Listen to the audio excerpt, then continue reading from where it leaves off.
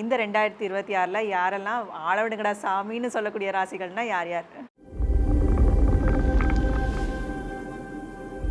2026ல ராசி மிதுனங்க. இவங்க எப்போவுமே தாம் பிரச்சனையை விட அடுத்தவங்க பிரச்சனை தான் அதிகமாக மூக்கு நொழிப்பாங்க. ஏன்னா கம்யூனிகேஷன்ஸ் இவங்க சும்மா இருந்தாலும் கூட இவங்களை தேடி எல்லா விஷயங்களும் வருங்க. சரிங்களா? அப்போ இவங்க என்ன பண்ணணும்னு கேட்டிங்கன்னா தலையீடு பண்ணக்கூடாது.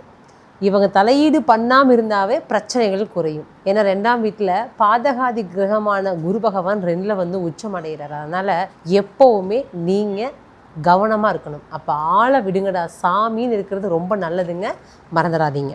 அடுத்து பார்த்தீங்கன்னா கன்னி. இது காலப்புருஷருக்கே 6ஆம் இடங்க. வம்பு வழக்கு கூடவே பிறந்த ராசி. அப்போ இவங்களை பொறுத்தளவு பார்த்தீங்கன்னா நடக்கிறது கண்டகச்சனி. 7ஆம் இடம் சனி பகவான் இருந்தாலும் கூட இவங்களை பொறுத்தளவுக்கு எந்த விஷயமாக இருந்தாலும் அமைதி காக்கிறது ரொம்ப நல்லதுங்க. அப்போ அடுத்தவங்க பிரச்சனைகளை தலையீடு பண்ணக்கூடாது. தனக்கு அப்போ தான் பிரச்சனைகள் முதல்ல வராமல் இருக்கும்.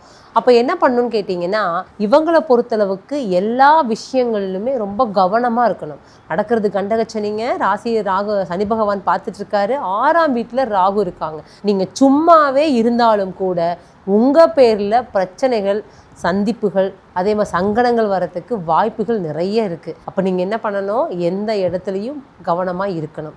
அப்போ நீங்களும் பார்த்துருந்துக்கோங்க. அடுத்து பார்த்தீங்கன்னா விருச்சிக ராசி. இந்த விருச்சிக ராசி வந்து பார்த்தீங்க அப்படின்னா எவ்வளோ அடித்தாலும் தாங்குவாங்க. அதுக்காக அடி வாங்கிட்டே இருக்க முடியுமா? முடியாது இல்லையா?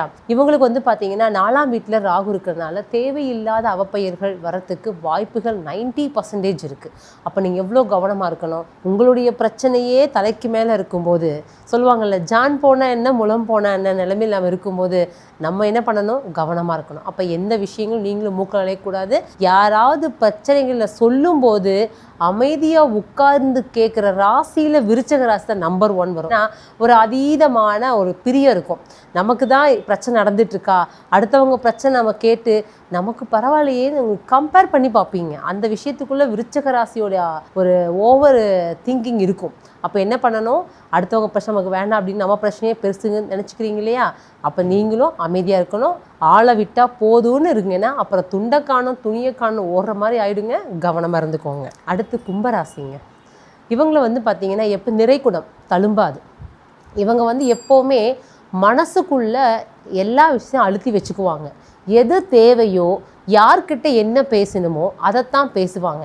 ஆனால் இவங்களுக்கே இந்த பிரச்சனை ஏன்னா ஜென்ம ராசிக்குள்ளே ராகு பகவான் இருக்கார். இந்த ராகு அது இல்லாமல் குரு பகவான் வந்து உங்கள் 6ஆம் இடத்துக்கு வரப்போகிறதுனால உங்களை தேடியும் வம்பு வழக்குகள் வரும்.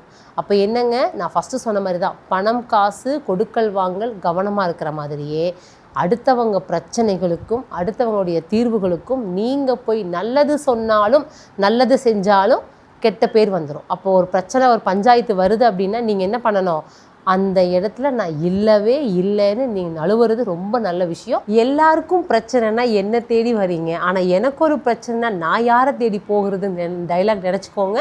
அதனால் தப்பிச்சிருங்க, உஷாராக இருந்துக்கோங்க. ரொம்பவே இன்ட்ரெஸ்டிங்காக இந்த சினிமா ஜோதிடம் எபிசோட் 2 வந்து இருந்தது. இதே மாதிரி இன்ட்ரெஸ்டிங்காக அடுத்தடுத்த பதிவுகள் பார்க்க நம்ம அஸ்ட்ரோ தமிழா சேனலை ஃபாலோ பண்ணிக்கோங்க.